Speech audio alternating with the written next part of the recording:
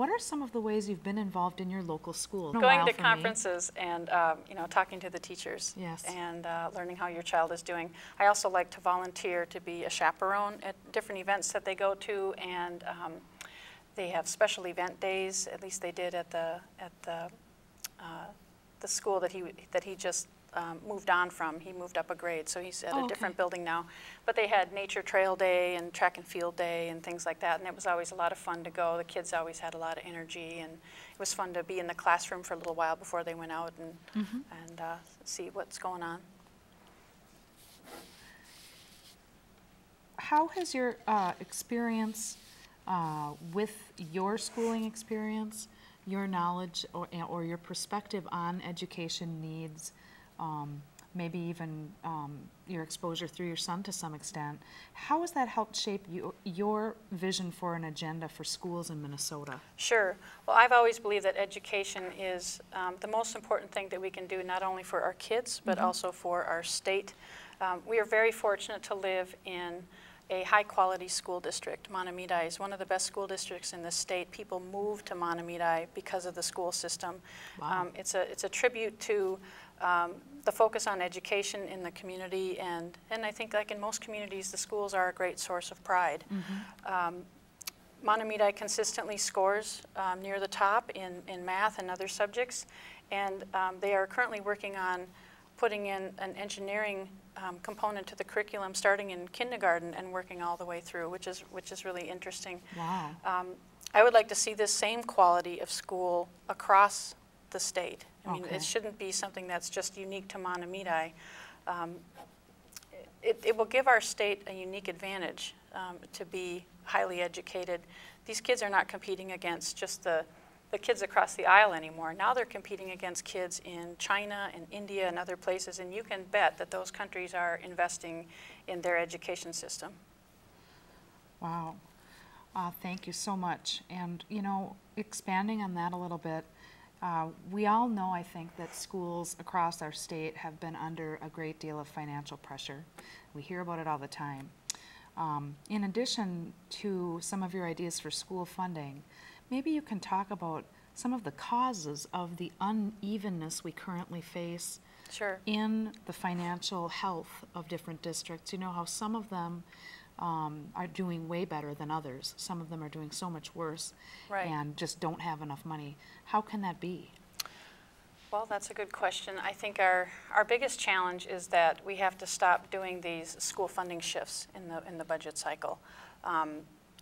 I know that you know, that's how they've balanced the budget last year, and I think it's happened previously. I know in Forest Lake, they are currently looking at doing a school levy, and it's a two-part levy, and one of them is to cover operating expenses that they've lost through these school funding shifts. So these schools they're on the edge. Mahtomedi had to do some cuts. They laid off 17 teachers at the end of last year. They changed, I know the curriculum at the middle school, they used to have one more period in the day. So the school day is the same length, but now the kids have one less elective. And they have Fayed every other day, which is interesting when, you know, there's such a common concern about childhood obesity, and then they go to Fayed every other day. Well, that's a big disconnect, I believe. I agree with you. What are some ways, in your opinion, that Minnesota can improve student achievement? Sure.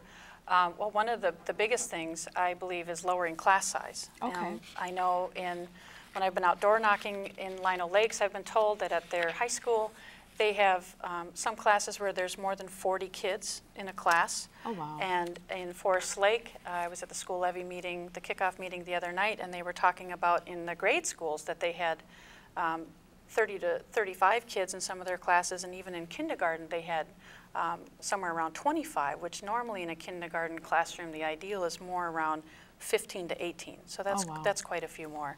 So that's one thing. I think we need to make sure that we keep investing in technology to keep kids challenged. They've got technology in everything they do and everywhere they go. I also believe that we need to make sure that we're supporting teachers so that they feel that they can be innovative, they can be creative in delivering the curriculum.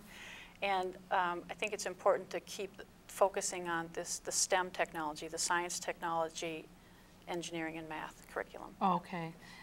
Does that have to do with remaining competitive? Yes. Yeah? Yes, Yeah. absolutely. I would think so. How do you propose dealing with the property tax situation that we are facing in this state? Right. It's you know, we've all had our property taxes increase dramatically. 72%. Yeah, what are some reasons for that, and what can be done about it? Okay. Well, the two biggest reasons I think that property taxes have gone up so dramatically is the cuts to local government aids in counties. They are not getting the funding that they need, but they're still mandated to perform the same services. So they're being told, you have to perform the service, but we're not going to give you any money to do it. And so the only way that the county has to fulfill their obligation to these services is to raise property taxes. The other thing, as we talked about earlier with the school levy, is when schools get these payment shifts, then they need to have a way, you know, they can only cut so far.